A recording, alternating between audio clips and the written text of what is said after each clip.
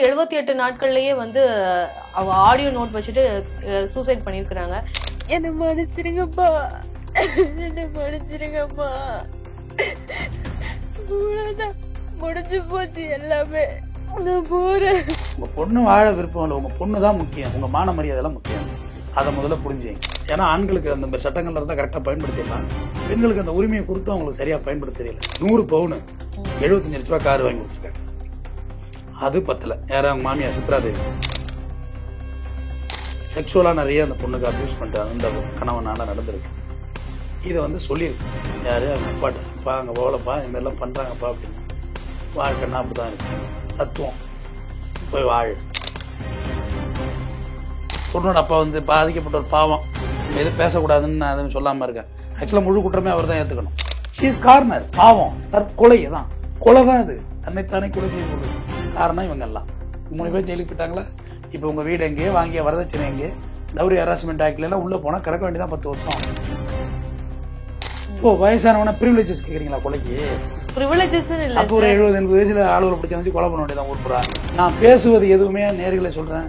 இது எங்கேயும் நான் கற்பனை கதைகள் இல்லை. நான் குழந்தையிலேருந்து பார்த்து அக்கம் பக்கத்தில் உள்ள விஷயங்களோட தொகுப்பு தான் என் வாழ்க்கை. இப்போ எந்த மாதிரியான தண்டனை வந்து இந்த 3 பேருக்கும் கிடைக்கும்? 30 வருஷம் ஒரே ஆளு. ஒரு அஃபென்ஸுக்கு 10, தற்கொலை தூண்டியது ஒரு 10, டவுரிக்கு ஒரு 10, 20 வருஷம் மினிமம். எங்க அக்கா ஒண்ணுன்னா நான் வருவேங்கிறது அவங்களுக்கே தெரியும். யாரும் எங்க அக்காவுக்கே தெரியும். என் தம்பி வருவான் கேட்பான். அது எங்க அக்கா பக்கம் தப்பே இருந்தாலும் சரி, எங்க அக்கா பக்கம் தான் இருக்கும். என் அக்கால மாரி தான் அடுத்த உறவு. ரைட்டா? நானே ஒரு மாதிரி ஆயிட்டேன்.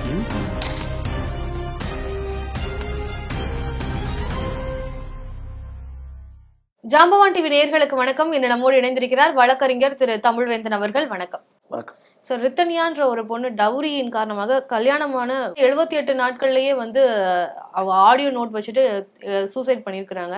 இந்த ஒரு சம்பவம் அப்படின்ற இந்த வாய்ஸ் நோட் பார்க்கும்போதும் சரி, இந்த சம்பவத்தை கேட்கும் போதுமே நிறைய பேருக்கு ஒரு பெரிய அதிர்ச்சியை ஏற்படுத்தியிருக்கு. அந்த வாய்ஸ் நோட் வந்து அந்த அளவுக்கு என்னடா இது இந்த மாதிரி எல்லாமா இன்னமும் இருந்துட்டு இருக்கு அப்படின்ற ஒரு கேள்வியும் எழுப்பியிருக்கு. ஸோ இந்த சம்பவத்தை பத்தி சொல்லுங்க சார். அதாவது பெண்களுக்கு தான் இங்கே ஆதரவாக நிறைய சட்டங்கள் இருக்கு, ஆண்களுக்கு சட்டங்கள் இல்லை. பெண்களுக்கு நிறைய ப்ரிவிலேஜஸ் கொடுக்குறாங்க, ஆண்களுக்கு இல்லைன்னு சொல்ற ஆண் சமுதாயத்திற்கு. இடஒதுக்கீடு வேண்டாம்னு சொல்ற, இடஒதுக்கீடுலாம் எதுக்கு, எங்களுக்கு ஒண்ணுமே இல்லைன்னு சொல்ற சமுதாயத்துக்கு நான் சொல்ற விஷயம், எவ்வளவு சட்டங்கள் கொடுத்தாலும் அதை பயன்படுத்த தெரிஞ்சாதான் பயன்படும். தன்னிட்ட இருக்கிறது வைரம்னு தெரிஞ்சாதானமா வைரம். ஏதோ கல் இருந்து தலை வச்சுட்டு போனாலும் தெரியும். இவ்வளவும் அந்த பெண்ணுக்கு எவ்வளவு சட்டங்கள் இருக்கு தெரியுமா? போய் கம்ப்ளைண்ட் கொடுத்தா எல்லாம் உள்ள போயிருப்பாங்க. அதெல்லாம் தெரியாது. அதை விட்டு தான் அந்த சட்டங்கள் இருக்குன்னு சொல்றேன். ஏன்னா ஆண்களுக்கு அந்த மாதிரி சட்டங்கள்ல இருந்தா கரெக்டா பயன்படுத்திடலாம். பெண்களுக்கு அந்த உரிமையை கொடுத்து அவங்களுக்கு சரியா பயன்படுத்த தெரியல. அந்த பொண்ணு ஏற்கனவே 100 பவுன் 75 லட்ச ரூபா கார் வாங்கி கொடுத்துருக்காங்க. அது பத்தல. யாரும் அவங்க மாமியார் சித்ராதேவி இன்னும் 300 பவுனுக்கு என் பையனை சம்மந்தம்லாம் இருந்துச்சு அப்படிலாம் பேசி டார்ச்சர் பண்ணியிருக்காங்க. செக்ஷுவலா நிறைய அந்த பொண்ணுக்கு அபியூஸ் பண்ணிட்டாங்க. அந்த கணவனால நடந்திருக்கு. இதை வந்து சொல்லியிருக்கு. யாரு அவங்க அப்பாட்ட, அப்பா அங்கே போகலப்பா, இந்த மாதிரிலாம் பண்ணுறாங்கப்பா அப்படின்னு. வாழ்க்கைன்னா அப்படி தான் இருக்கும். தத்துவம் போய் வாழ். எங்கே போய் வாழ்றது? இப்போ செத்து போச்சு பொண்ணு. நான் ஆக்சுவலாக அவர் பொண்ணோட அப்பா வந்து பாதிக்கப்பட்ட ஒரு பாவம், நம்ம எதுவும் பேசக்கூடாதுன்னு நான் எதுவும் சொல்லாமல் இருக்கேன். ஆக்சுவலாக முழு குற்றமே அவர் தான் ஏற்றுக்கணும். பொண்ணு சொன்னிச்சில்ல உன்ட்ட கூட்டு மருமனை கூட்டு, என்ன மருமனை இந்த மாதிரிலாம் பாப்பா சொல்லுது, சரியாக வர மாதிரி தெரியல அப்படின்னு சொல்லியிருக்கணும்ல. அந்த பொண்ணு ஆடியோ போடுது, அப்பா நானும் வந்து உங்களுக்கு பாரமாக இருக்க விரும்பலைன்னு. அப்போ ஆல்ரெடி பாரமானு நினச்சிட்டே நீ பொண்ணை. ஏன் நமக்கு ஒன்றுனா உனக்கு ஒன்று அவங்க அப்பா கேட்பாருங்கிற இது வேண்டாமாம்மா? உனக்கு நம்பிக்கை இருந்தால் நீ சூசைட் பண்ணிப்பியா? எனக்கு ஒன்றா எங்கள் அப்பா கேட்பாரு, எங்கள் அண்ணன் கேட்பான், நம்பிக்கை வரணும்ல. அது யார்கிட்ட இருக்குது? அந்த அந்த வார்த்தை யார்கிட்ட இருக்கு? நம்மள்கிட்ட இருக்காது. சொல்லியிருக்கல இந்த பாப்பா. கார் ஓட்டிகிட்டு வருது. அது ஒன்றும் ஸ்கில் இல்லாத பர்சன் கிடையாது. ஆனால் ஒரு குடும்பத்தில் வளர்ந்த ஒரு ரொம்ப ஹைஃபையான ஒரு குழந்தை அது, அவ்வளோதான். கார் ஓட்டிகிட்டு வந்தது வீட்டுக்கு வந்திருக்கலாம். வீட்டுக்கு வந்து அப்பா இருக்கு பாரம், மறுபடியும் பஞ்சாயத்து, மறுபடியும் அங்கே தான் சேர்த்து விட போகிறாங்க. நான் குடும்பம் மானமாச்சே, நைக்கிறது எருமை இல்லை பெருமை வேற, குடும்பம் மானம் போய்டும். அப்போ என்ன செய்யுது? வேற வழியே இல்லை. ஷீஸ் கார்னர், பாவம், தற்கொலை தான், கொலை தான் அது, தன்னைத்தானே கொலை செய்து கொள்ளுது.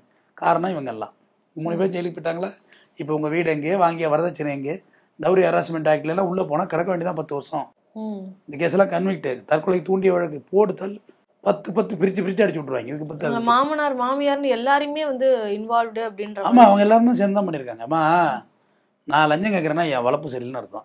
இப்போ எங்கள் அப்பா அம்மா எங்கள் அம்மா அப்பாவுக்கு அந்த மென்டாலிட்டி இருக்கணும்ல. நான் வரதட்சணை வாங்கலம்மா, ப்ரௌடு. இதில் ஒன்றும் நான் ஒளிபுறமே கிடையாது. அவங்களுக்கு இடம் கொடுத்தாங்க, எங்கள் மனைவிக்கு இடம் கொடுத்தாங்க. ஏன்னா மற்றவங்க கையிலே கூடாதுல்ல, நீ வரதட்சணை வாங்கினியான்னு. எங்கள் ஊரில் தான் கல்யாணம் பண்ணேன், எல்லோரும் பார்த்துட்டு தான் இருக்காங்க.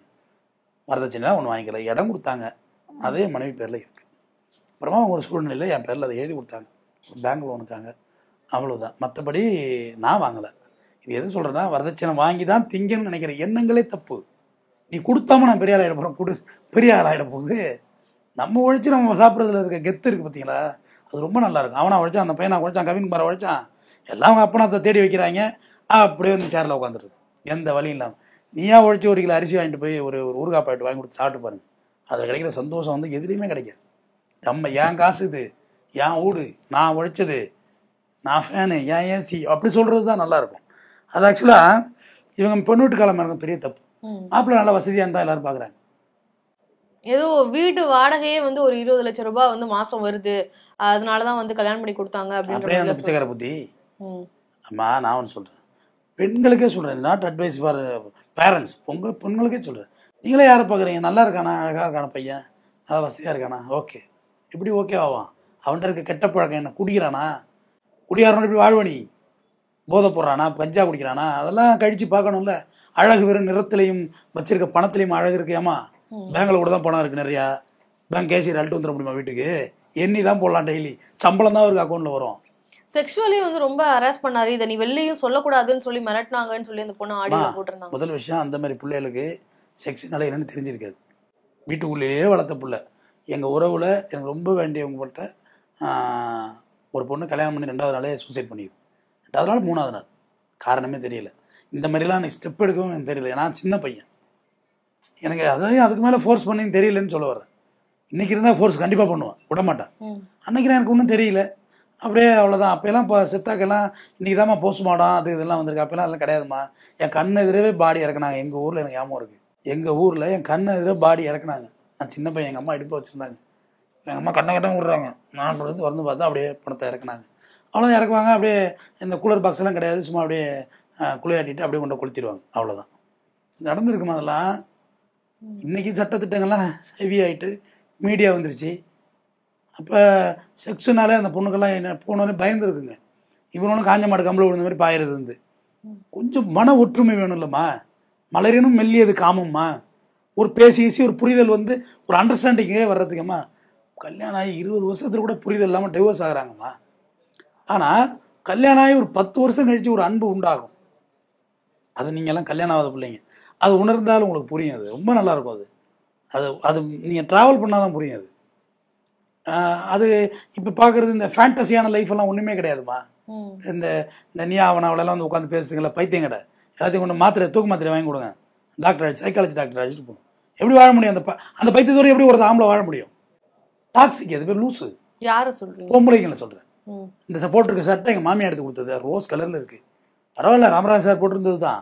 ஆனால் எல்லாமே அவங்க சொல்கிறபடி தான். ஒரு குழம்பு வரைக்கும் எங்கள் அம்மாட்ட கேட்டு தான் வைப்பேன்னு சொல்லுது ஒரு பொண்ணு. ஒரு ஃபோன் அடிக்குது, எங்கே இருக்க? இந்த இதுலேருந்து மவுண்ட் ரோட்லேருந்து வர்றேன், கட் பண்ணும் அடுத்த காலம். எங்கே இருக்க அப்படின்னா, பைத்தியம் தானே அது, அதோட வாழ முடியுமா? எப்படி வாழ முடியும்? எங்கே இருக்கேன்னா ஒரு நாள் லாரி டயர் கேட்டு தலையில் வைக்க வேண்டியதான் கொண்டு போய். எங்கே இருக்கேன் அப்படின்னு மார்ச்சேரியில் இருப்பான். ஒரு பக்கம் மட்டும் இல்லை, 2 பக்கமும் பிரச்சனை இருக்குது. அதே ஆம்பளை சைடு வந்துடு. பொம்பளை சைடு சொன்னால் எங்கே இருக்க? இந்த வந்து ஒரு சின்ன மீட்டிங்கில் இருக்கேன் அப்படின்னு அடுத்த வாட்டி வாய் குளர ஆரம்பிச்சிடும். தண்ணியை போட்டு வீட்டுக்கு போகிறது நான் பார்த்துருக்கேன். நான் பேசுவது எதுவுமே நேர்களை சொல்கிறேன். இது எங்கேயே நான் கற்பனை கதைகளில், நான் குழந்தையிலேருந்து பார்த்து அக்கம் பக்கத்தில் உள்ள விஷயங்களோட தொகுப்பு தான் என் வாழ்க்கை. இது இன்றைக்கி நேற்றுக்குள்ள விஷயங்களே கிடையாது. சின்ன வயசில் பார்த்துருக்கேம்மா. ஒரு வேளை சோறு அவங்க அப்பா சாப்பிட விட மாட்டார், தூக்கி சோத்து பானையோட தூக்கி வெளில வீசுவாங்க. வேலைக்கு போகிறதில்ல, குடி. ஆனால் அவர் இறந்த பிறகு அவங்க குடும்பம்லாம் நல்லா இருக்கு. இப்போ எந்த மாதிரியான தண்டனை வந்து இந்த 3 பேருக்கும் கிடைக்கும்? 30 வருஷம் ஒரே ஆளு. ஒரு அஃபென்ஸுக்கு 10 தற்கொலை தூண்டியது ஒரு 10, டவுரிக்கு ஒரு 10, 20 வருஷம் மினிமம். ஒரு தனி ஆளா 20. இப்போ அவங்க எல்லாம் வந்து வயசானவங்க அப்படின்ற கன்சர்ன் ஏதாவது போயிருவாங்கம்மா. ஓ, வயசானவனா ப்ரிவிலேஜஸ் கேட்குறீங்களா? கொலைக்கு ப்ரிவிலேஜஸ் இல்ல. அப்போ ஒரு 70-80 வயசுல ஆளுகளை பிடிச்சி வந்து கொலை பண்ண வேண்டியதான் ஊர் பூரா. ப்ரிவிலேஜஸ் இருந்தாங்க அப்படின்னா இல்லை சார், கேட்குறேன் நான். கன்சர்ன்லாம் கிடையாதும்மா. நீதிக்கு அது கிடையவே கிடையாது. நீதிக்கும் வியாதிக்கும் கன்சர்னே கிடையாது. 10 வயசுலேயும் உனக்கு கிட்னி ஃபெயிலியர் ஆகும், 50 வயசுலேயும் கிட்னி ஃபெயிலியர் ஆகும். வியாதி ஏங்க 10 வயசுல என்னங்க கிட்னி ஃபெயிலியர் ஆகுது? அதுதான் வியாதி. நீதிக்கு அதுதான். சின்ன பிள்ளையாச்சா இவனுக்கு தண்டனை கொடுக்குறதா? அதெல்லாம் கிடையாது. உனக்கு என்ன சட்டம் என்ன சொல்லுதோ அதுபடியான தண்டனைகள் நிச்சயமாக வழங்கப்படும். உங்களுக்கு வாழ கம்ஃபர்ட் ஜோன் இல்லைன்னா உடனடியாக அதை விட்டு விலகிடுங்க, அதுதான் நல்லது. அதுக்காக கூலிப்படை வச்சு நீங்கள் புருஷனை கொலை பண்ணுறது, அவன் வந்து கழுதிக்கு போகிறதுலாம் தேவையில்லாதது, உனக்கு எனக்கு செட் ஆகாது. அதனால் அது ஒரு கம்ஃபர்ட் ஜோன்லேருந்து சொல்லுங்கள். நான் வீட்டிலேருந்து சொல்லி தகராறு ஆகிட்டுன்னு வச்சுக்க, கொலை பண்ணிட்டான்னு வச்சுக்க, உங்களுக்கான சேஃபர் ஜோன் வந்துட்டு சொல்லிடுங்க. சொல்லிட்டு ப்ராப்பராக நீதிமன்றம் போய் நல்ல வக்கீல பேரண்ட்ஸ்க்கு சொல்லுங்க சார். பேரண்ட்ஸ் அந்த பொண்ணு சொல்லியும் பேரண்ட்ஸ் வந்து அக்செப்ட் பண்ணிக்கலன்றதுன்னு அவங்க பேரண்ட்ஸுக்கு சேர்த்து சொல்லிடுறேன். உங்கள் பொண்ணு வாழ விருப்பம் இல்லை, உங்கள் பொண்ணு தான் முக்கியம், உங்கள் மான மரியாதைலாம் முக்கியம் இல்லை. அதை முதல்ல புரிஞ்சுங்க. உங்கள் பையன் தான் முக்கியம். நீங்கள் தேடி வச்சிருக்க சொத்து பத்தெல்லாம் உங்கள் பையனை மீறி எதுவும் கிடையாது. உங்கள் பையன் தேவைன்னு நினச்சா எல்லாத்தையும் அழுந்து தான் ஆகணும். செல்லம் கொடுக்குறேன்னு சொல்லுவாங்கல்ல, செல்லம்லாம் இல்லை, பிள்ளைய பிடிக்கும் அவ்வளோதான். அது எப்படி செல்லம்னு ஆகும்? என் பிள்ளைய விட எனக்கு வேறு எதுவும் இல்லை, அவன் கேட்குறான் கொடுக்குறேன், என்ன இப்போ என் பிள்ளைய தாண்டி என்ன அப்படின்றது தானே. அது நீயா நான் கோபி சொல்லியிருப்பார் தெரியுமா? எங்கள் வீட்டில் நல்ல நாள் கறி நாள் எதுவும் கிடையாது, நாங்கள் வந்தால் கறி மீன் தான் எங்கள் அப்பா ஆக்குவார். பூர்வீக சொத்தை விற்கக்கூடாதுமாங்க, எல்லாத்தையும் வித்துட்டார் எங்கள் அப்பா எங்களுக்காக. போடி பிள்ளைகளை தாண்டி என்னடின்னு. அதுதான் அந்த உணர்வு, ஒரு தந்தையான உணர்வு. நம்பிட்டு வரப்போகிற பொண்ணு, வாழ வந்த பொண்ணு நம்பிட்டு பொண்ணு மாதிரி தான். நம்பிட்டு பொண்ணை வந்து யாராவது எங்காவது பண்ணியிருந்தா நம்ம எப்படி இருப்போம்? முதல்ல உடன் பிறந்தவர்களுக்கும் பெற்றோர்களும் சொல்கிறேன், நானும் சகோதரிகளோட பிறந்து வந்தேன். எங்கள் அக்காவுக்கு ஒன்றுன்னா நான் வருவேங்கிறது அவங்களுக்கே தெரியும். யார் எங்கள் அக்காவுக்கே தெரியும். என் தம்பி வருவான் கேட்பான், அது எங்கள் அக்கா பக்கம் தப்பே இருந்தாலும் சரி, நான் எங்கள் அக்கா பக்கம் தான் நிற்பேன். என் அக்கால மாரி தான் அடுத்த உறவு.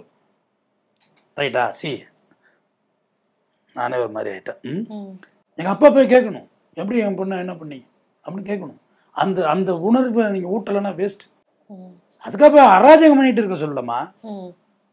அராஜகம் பண்ணிட்டு அக்கப்போர் பண்ணிட்டு இருக்க சொல்ல, விட்டு கொடுக்காம இருக்கணும்னு விட்டு கொடுக்க கூடாது. நம்ம வீட்டு பிள்ளை, நம்ம தான் முக்கியம் முதல்ல. இதுவே வாழ்க்கை படம் தான். என்னோட வாழ்க்கையில தான் சொல்றேன். எதுவாக இருந்தாலும் நம்மை சார்ந்தவர். உங்களுக்கு ஒரு பிரச்சனை, உங்க பேர் என்ன? ஸ்வேதா. ஸ்வேதாவுக்கு ஒரு பிரச்சனைனா என்கிட்ட சொல்ற தைரியம் உனக்கு இருக்கணும். சார் கேட்பாரு, நானும் உனக்கு வந்து கேட்கணும். யாது நீ என் கூட பிறந்திருந்தாலும் கேட்கணுமா என்ன? யார்கிட்ட பொண்ணா இருந்தான்னு? உனக்கு ஒரு பாதிப்பு இருக்கு சார், இந்த மாதிரி தெருவில் போகிறேன், டெய்லி இது மாதிரி பண்ணுறாங்க, சரி என்ன பண்ணலாம்? ஒன்று தெருவை மாற்றிடுவோம், இல்லை அவனுல போய் மாற்றுவோம், அடித்து மூஞ்சி மூலம் கொடுப்போம், இல்லை கம்மியாக கொடுப்போம், உழுதிக்கு வைப்போம். செய்ய முடியாதா என்ன? அது அந்த உணர்வு வேணும்னு சொல்கிறேன். அதை ஏற்படுத்திக்கிடுங்க. பாதுகாப்பாக இருக்கணும். நம்ம இங்கே வாழ தான் பொறுத்திருக்கோம். நீ தற்கொலை பண்ணிட்டு தப்புமா? நீ நின்று ஜெயிச்சிருந்துருக்கலாம், நல்லா போராட முடிஞ்சிருக்கும்.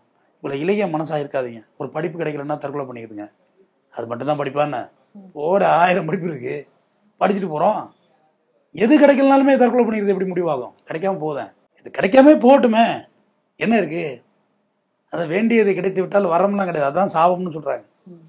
ஆமாம், வேண்டாதது திடீர்னு வந்து கிடைக்கிறதுல பெரிய அதிர்ஷ்டமா? அதுதான் அதிர்ஷ்டம். அதனால் இந்த தற்கொலை மரணங்கள் வேண்டாம், தைரியமாக இருங்க, எல்லோரும் இருக்கிறோம். நன்றி.